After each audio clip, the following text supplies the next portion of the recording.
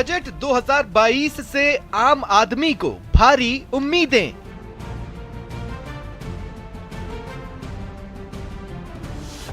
आर्थिक सर्वे में विकास का रोड मैप पेश, जीडीपी 8.5% रहने का अनुमान।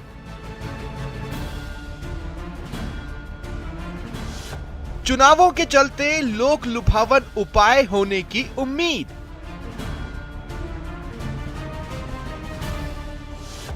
बजट में आम आदमी को मिल सकती है राहत।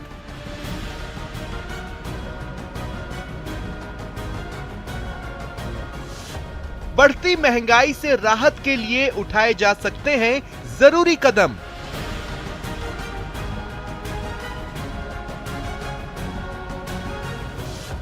आम आदमी को बजट से टैक्स में राहत की आस।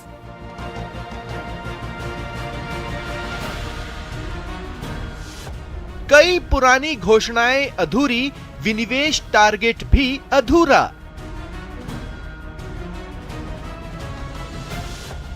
सबको खुश करने वाला बजट पेश करना बड़ी चुनौती। उम्मीदों का बजट। नमस्कार, बहुत स्वागत है आपका। प्राइम डिबेट देख रहे हैं आप, आपके साथ में जेपी शर्मा। जो लोग भले ही अर्थशास्त्र की बहुत ज़्यादा समझ नहीं रखते, लेकिन वे भी जानते हैं कि महंगाई से निपटना और बेरोजगारी को दूर करना सरकार की सबसे बड़ी चुनौतियां हैं। इन चुनौतियों से पार पालें तो अर्थव्यवस्था को रफ्तार देने पर बात हो। हालांकि अर्थव्यवस्था के आंकड़े उम्मीद जगाने वाले हैं, लेकिन इन आंकड़ों का ज़मीन पर कुछ असर दिखे तो बात बने। उधर बजट पर टैक्स पेयर्स की निगाह हमेशा इस नज़रिए से रहती है कि टैक्स स्लैब्स में कुछ राहत मिलेगी कि नहीं, कराधान कुछ सरल होगा कि नहीं, नए टैक्स तो नहीं थोप दिए जाएंगे जो जेब का बोझ बढ़ाने वाले होंगे, वगैरह वगैरह। तो आज प्राइम डिबेट में कल आने वाले बजट पर चर्चा होगी इन सवालों के जरिए कि कितनी उम्मीदें पूरी करेगा बजट 2022, करदाता को राहत मिलेगी या नए बोझ सहने होंगे, और कोविड के दौर में इकोनॉमी को रफ्तार देना कितनी बड़ी चुनौती है।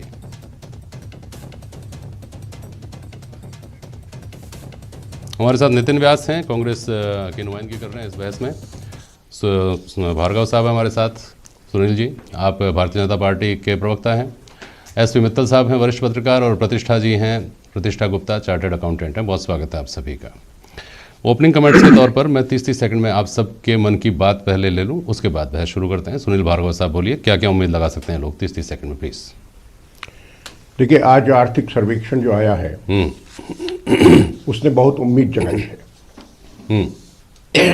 हम सब जानते हैं कि पिछले 2 वर्ष पेंडेमिक के कारण और उससे जनित स्वास्थ्य समस्याएं और आर्थिक समस्याएं, जिनमें मुख्य रूप से जो सप्लाई चेन मैनेजमेंट है उसका बिखर जाना था, उसके बावजूद ये वर्ष हम प्री पेंडेमिक से बेटर हो गए हैं। ठीक है। जीडीपी की उम्मीद 9.2% है। एग्रीकल्चर सेक्टर लगभग 4% से बढ़ रहा है, जो कि कांग्रेस के जमाने में 1% से नीचे हुआ करता ठीक था। है। इंडस्ट्री भी 11.8 से बढ़ रही है। ठीक है सर, माइंस आंकड़े उम्मीद जगाने वाले। मुझे सबकी पहले ओपनिंग कमेंट लेना है, फिर आऊंगा मैं आपके पास। बोलिए नितिन व्यास। तो 1 मिनट भार्गव साहब, नितिन व्यास बोलिए। सर, हमारा मैंने आपको अर्ज किया था सर, मैं ओपनिंग कमेंट ले रहा हूँ 30-30 सेकंड के, अपनी बात पहले शुरुआती तौर पर रख दें, फिर आते हैं ना बहस में। बोलिए नितिन जी। सर, हमारी मेन उम्मीद ये है कि जो हमारे अर्थव्यवस्था के अंदर जो पिछले 5-6 साल का अगर हम पीरियड देखें, जो डिस्पैरिटी ऑफ इनकम आई है, कि जो मैक्सिमम 90% जो जीडीपी हमारी इकोनॉमी है वो कुछ चंद हाथों में है, और जो हम बोलते हैं गरीब और अमीर के बीच की जो खाई है वो बहुत ज़्यादा बड़ी हो चुकी है। तो हम ये उम्मीद करते हैं कुछ ऐसा रोड मैप आए कि जिससे ये डिफरेंस थोड़ा सा कम हो और इकोनॉमी वापस से हमारी 9-10% जो रिवाइव कर जाए। मित्तल साहब, सबसे बड़ी चुनौती क्या होगी वित्त मंत्री के सामने, केंद्र सरकार के सामने, इस बजट के नुक्ते नजर अगर हम देखें तो? जब सबसे बड़ी चुनौती होगी, मुझे लगता है कि वो शायद महंगाई को लेकर चुनौती होगी, क्योंकि जिस तरीके से बाजार के अंदर महंगाई बढ़ रही है और जिस तरीके से पेट्रोल के दाम 100 रुपए से ऊपर चले गए हैं, मुझे लगता है सबसे बड़ी चुनौती होगी। लेकिन इसमें जो सबसे महत्वपूर्ण बात है वो ये है कि क्या सरकार इन सब चीजों को कर पाएगी, जबकि कोरोना काल के अंदर हमने देखा है कि जो सरकार की आय है वो भी बहुत ज्यादा प्रभावित हुई है। मुझे ऐसा लगता है कि 5 राज्यों के जो चुनाव है उनको देखते हुए थोड़ी सी कोई राहत मिले तो मिले, लेकिन इस बजट से आम व्यक्ति को राहत मिलना मुझे नजर नहीं आता है। ठीक बात है। प्रतिष्ठा जी, जो बात मित्तल साहब ने कही है वो ही थोड़े से सेंसिबल आदमी की चिंता है कि अगर एक तरफ हम चाहते हैं कि करों के बोझ से मुक्ति मिले, एक तरफ हम चाहते हैं कि सरकार और तमाम तरह की रियायतें दे, दूसरी तरफ राजकोषीय घाटे की चुनौती है, ये कैसे पार पाया जा सकता है? प्रतिष्ठा जी। सर, अभी अगर हम देखें तो ये जो हमारा बजट है ये आत्मनिर्भर बजट के नाम से इस बार सेशन में आया हुआ है जी। तो जो हमारी गवर्नमेंट का फोकस होगा वो कंजम्पशन बेस्ड पे होगा, जहाँ पे इनकम जनरेट हो, एम्प्लॉयमेंट जनरेट हो, और सभी सेक्टर्स में जो डिस्पैरिटी है वो इन दो प्रोसेस के थ्रू इक्वालिटी पे लाया जा सके। ठीक है, ठीक है। अब भार्गव साहब फरमाइए, सबसे बड़ी चुनौती जो है ना सर, आपने इस बात पर संतोष जाहिर किया और मैंने शुरुआत में बोला कि समय समय पर जो आंकड़े आते हैं वो ये उम्मीद जगाने वाले होते हैं कि कोविड के बाद में भी हमारी अर्थव्यवस्था जो नेगेटिव दिशा में चली गई थी वो बहुत तेज़ी से आगे बढ़ी। ये सारी बातें सही हैं, लेकिन ज़मीन पर चिंता आम आदमी को दो बातों की है, या तो उसे रोज़गार मिल जाए, इतना पैसा कमा ले कि महंगाई की चिंता ना रहे, या फिर चीज़ें उसकी जेब के दायरे में आ जाएं तो वो उन चीज़ों को अफोर्ड कर सके, अपना पेट पाल सके। पहले महंगाई की बात कर लेते हैं भार्गव साहब, इसको काबू करने का क्या नुस्खा हो सकता था जो अभी तक आजमाया नहीं गया और उसको आजमाया जा सकता है? भार्गव साहब। देखिए, पहले तो अपन ये देख लें कि महंगाई कितनी है जी। रिटेल प्राइस इंडेक्स 5.2% से इन्फ्लेशन हो रहा है, एग्रीकल्चर 2.9 से हो रहा है, और सर्वे में ही बताया गया है जो ग्लोबल इन्फ्लेशन है वो ब्राजील में 10.1 है, यूएस में 7.0 है, यूके में 5.4 है। यानी ये जो global phenomena due to pandemic रहा,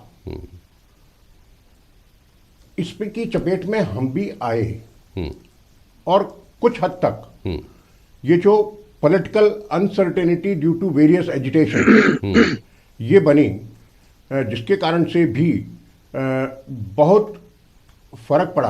आज रोजगार की जब बात हम करते हैं, ये जो समस्या है रोजगार पर तो आते हैं ना सर, महंगाई के जो आप कारण गिना रहे हैं, पेंडेमिक, अगर पेंडेमिक कारण है महंगाई तो 2022 का बजट क्या कर महंगाई लेगा? को अरेस्ट करने के लिए जो कंजम्पशन पुश की आवश्यकता है, वो आप देखिए पिछले एक साल से भारत सरकार ने किया है जी।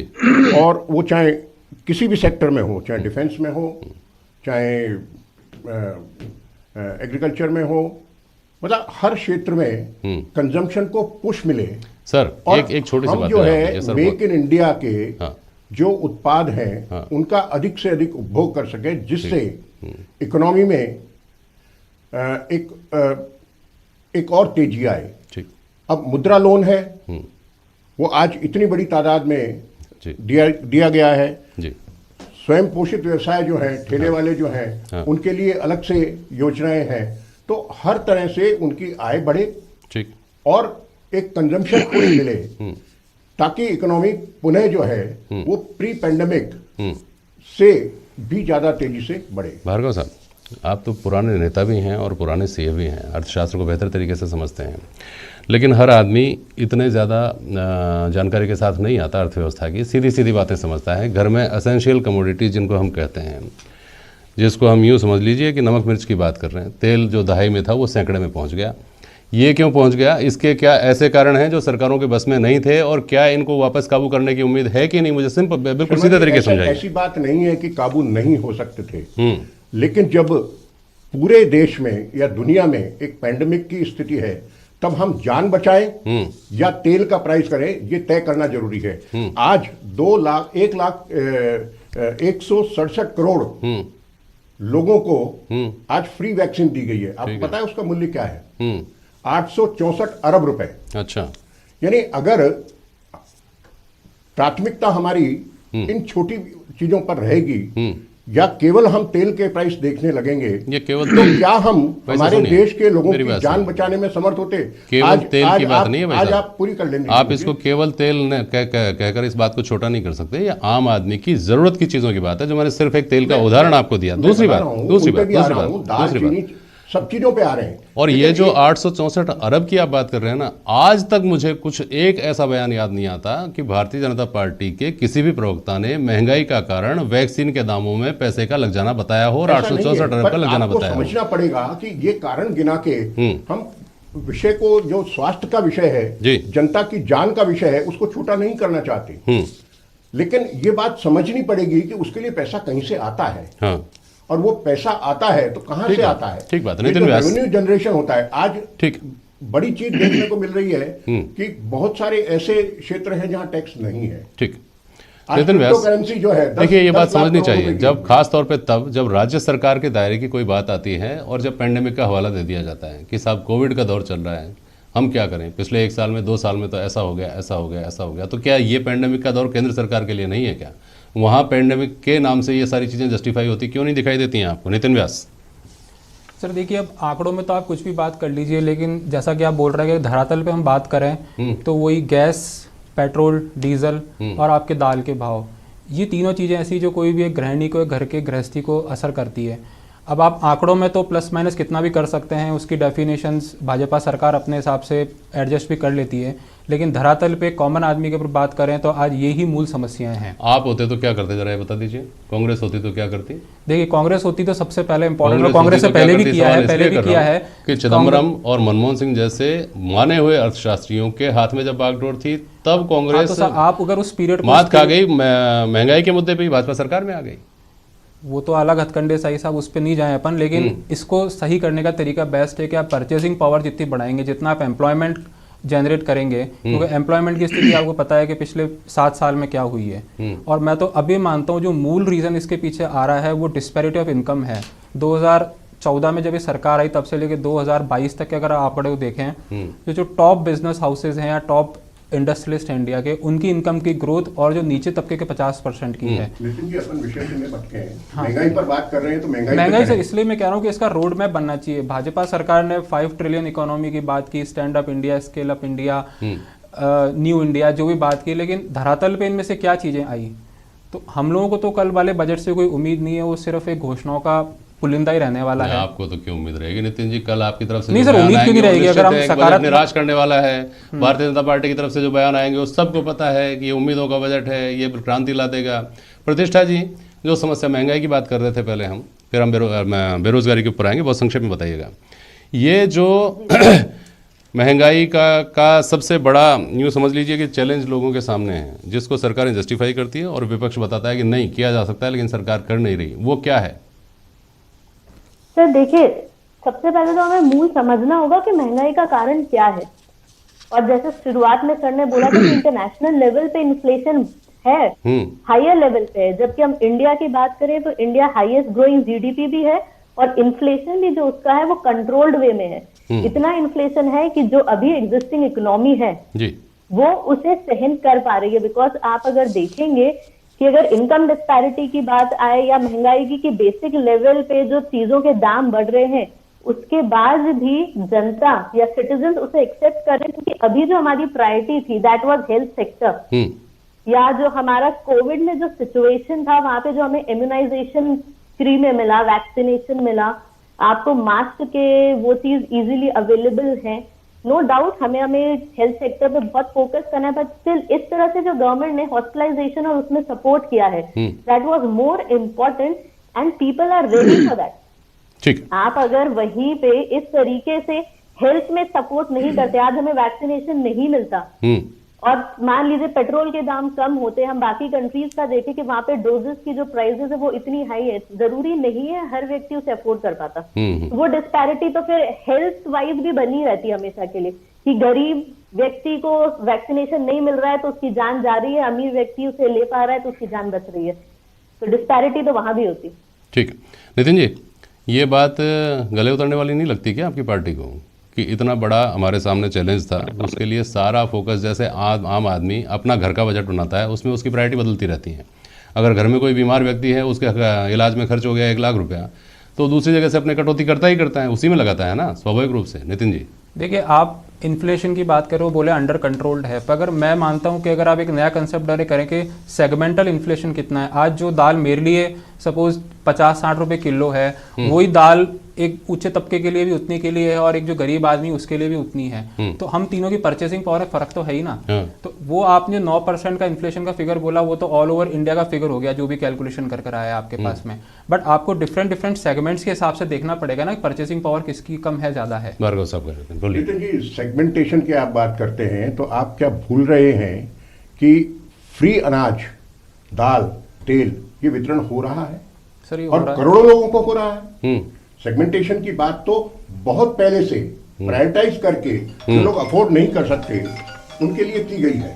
तो मैं समझता हूं कि सेगमेंटेशन भी हुआ है। लेकिन जो पेट्रोल के और गैस की दाम की बात करते हैं आप, पेट्रोल डीजल की, जब केंद्र ने एक्साइज ड्यूटी घटाई, राज्य ने घटाने के लिए मना कर दिया और बहुत छोटी मात्रा में किया। लेकिन आज बड़ी बात यह है कि क्या उसको जीएसटी के दायरे में ले आए। जीएसटी के दायरे में लाते ही 20 से 30 रुपए आ जाएंगे, लेकिन हर कांग्रेस की स्टेट इसके लिए मना करती है। बीजेपी वालों ने कितनों ने लिख कर दे दिया भार्गव साहब कि हाँ इसको जीएसटी के दायरे में ले आइए। ये तो राज्यों के पास, सबके पास लंबित है और एक ऐसा मुद्दा है जिसमें केंद्र सरकार को भी फायदा है, राज्य सरकारों को भी फायदा है, राज्य सरकारों को भी फायदा है और कंपनसेशन पैकेजेस की बात की जा सकती है। जो कंपनसेशन इनको लॉस होता है, लेकिन ये पता नहीं क्यों और अगर बात किस लॉजिक से उसको जीएसटी के दायरे में लाने के लिए मना करते हैं लगातार। देखिए, एक बहुत संक्षेप में एक सवाल का जवाब दे दीजिएगा भार्गव साहब। आज लगातार कांग्रेस ने ये सवाल उठाया कि राजस्थान को, खासतौर पे चूंकि अब समय बहुत कम बचा है, राजस्थान को, राजस्थान से जो प्रतिनिधित्व दिया गया है संसद में, लोकसभा में, उसके अनुपात में राजस्थान को कभी भी किसी भी बजट में कुछ नहीं मिलता। इस बारे में कुछ कहना चाह रहे हैं? बहुत संक्षेप में ठीक है, चलिए। मित्तल साहब, एक बड़ी चुनौती इस बजट में वो किसान वर्ग, वो कृषक वर्ग है हिंदुस्तान का, जिसको सबसे बड़े वर्ग के तौर पर माना जाता है, जिसके बारे में हर बार सबसे ज़्यादा चर्चा होती है। इस बार ये खास तौर पर इसलिए इस नज़रिए से भी देखा जाएगा कि सरकार तो आय दोगुना करना चाहती थी 2022 में, जो नुस्खा था वो किसानों को रास नहीं आया, उन्होंने उसको खारिज कर दिया। अब किस तरह से सरकार उनकी आय दोगुने करने पे काम कर सकती है, या उनको संतुष्ट कर सकती है, या उनके असंतुष्ट रहने की परवाह नहीं कर सकती है? मित्तल साहब। नहीं जेपी जी, किसानों की जो समस्या है उसके समाधान के लिए तो सरकार बराबर प्रयास रहते हैं और कोशिश भी करती है। 3 कृषि कानून कुछ किसानों को यदि पसंद नहीं आए तो वो वापस भी किया, वो अलग इशू है। लेकिन ये जो बजट का जो मुद्दा है, जो कल बजट पेश होने वाला है, मैं उसको एक लेमैन की नजर से देखना चाहता हूं। मैंने इसको ये देखा कि जो एक गरीबी रेखा से नीचे लोग हैं, जो गरीब लोग हैं, एक उसको देखें, एक जो मध्यम वर्गीय उसको देखें, और एक जो उच्च वर्ग है, जो अमीर है, जिसको इस बजट से फर्क नहीं पड़ता है कि टैक्स बढ़ेगा, घटेगा, महंगाई घटेगी, बढ़ेगी, उस श्रेणी के लोग हैं जिनको बजट से फर्क नहीं पड़ता है। जो पहला वर्ग है, गरीब वर्ग है, हम देखते हैं कि उसको कितनी तरह की फैसिलिटी मिल रही है। उसको क्या नाम से 5 किलो अनाज उसको फ्री मिल रहा है, उसको नरेगा में काम फ्री मिल रहा है, उसको आयुष्मान भारत की सुविधाएं फ्री मिल रही है, उसको वैक्सीन फ्री मिल रही है, उसको यहाँ तक कि लोन जो ब्याज मिलता है वो क्या नाम से ब्याज मुक्त लोन उसको फ्री मिल रहा है। ऐसी बहुत सारी चीजें, मतलब जो प्रधानमंत्री आवास योजना है उसके तहत उसको मकान फ्री मिल रहा है। एक तरफ वो वर्ग है, मुझे लगता है कि इस वर्ग को बजट से कोई सरोकार नहीं है कि सरकार क्या करने जा रही है। जो असली बजट की जो मार होती है, हमेशा जो दिक्कत आती है, वो मध्यम वर्ग के लोग आती है, जिसमें आप और मेरे जैसे लोग शामिल है। हम देखते हैं किस तरीके से, चाहे वो एक पुराना यदि स्कूटर भी है, उसकी यदि हम क्या नाम से प्रीमियम जमा करा रहे हैं तो वो भी 2000 रुपए हो गई है। एक साधारण व्यक्ति है जिसके पास कार है, उसकी वार्षिक प्रीमियम 20,000 रुपए तक हो गई है। इस तरीके से हम ये देख रहे हैं सारा का सारा कि जो उसको पेट्रोल महंगा खरीदना पड़ रहा है। तो जो बजट की जो प्रॉब्लम है, जो बजट की जो दिक्कत है, मुझे लगता है मध्यम वर्गीय वर्ग के लिए ज्यादा है। अब सरकार इसको करना चाहती है कि जो एफडीआई है उसको लाना चाहती है और डिमोनेटाइजेशन करना चाहती है, ये सारी चीज करना चाहती है। लेकिन अभी हमने देखा कि जो सरकार के जितने भी जो प्रयास हैं, मुझे लगता है कि शायद वो महंगाई को देखते हुए कम है। ये एक पक्ष हो सकता है कि क्या नाम से इतने देशवासियों को जो वैक्सीन दी गई है वो मुफ्त दी गई है, मुझे लगता है कि ये एक अच्छा प्रयास है। लेकिन जब हम देखते हैं कि एयर इंडिया को क्या नाम से दे दिया गया, ट्रेनों को हम दे रहे हैं और चीजें जो बड़ी बड़ी सरकार की जो होटलें हैं उनको हम क्या नाम से निजी क्षेत्र में दे रहे हैं। तो सरकार के सामने एक तरफ आत्मनिर्भर भारत है जिसके अंदर सरकार का प्रयास है कि स्वदेशी उत्पादों को आगे बढ़ाया जाए, दूसरी ओर यह है कि हम अपने जो निजी क्षेत्र के जो प्राइवेट जो सरकारी क्षेत्र है उनको निजी क्षेत्र में दे रहे हैं, और हम ये भी चाहते हैं कि जो एफडीआई है, जो विदेशी पैसा है, वो भारत के अंदर आए। इसके भी जो तालमेल बिठाना है वो शायद हमको इस बजट में देखने को मिलेगा। ठीक बात। और एक अच्छी बात यह है, राजनीति से परे, राज्य सरकार और केंद्र सरकार से अलग, कि तीसरी लहर जो कोरोना की अभी चल रही है और उसमें उम्मीद के मुताबिक वैक्सीनेशन अभियान ने परिणाम दिखाए हैं, लोगों में सुरक्षा का भाव जागा है। अब लगता यह है कि इस महामारी से हम उबर गए हैं, इस भाव के साथ आम आदमी, सरकारें, पूरा सिस्टम काम करेगा और शायद पहले से ज़्यादा तेज़ रफ्तार से हम दौड़ते हुए दिखाई देंगे। बहुत शुक्रिया आप सभी का आज प्राइम डिबेट में शामिल होने के लिए। आज के लिए बस इतना ही। नमस्कार।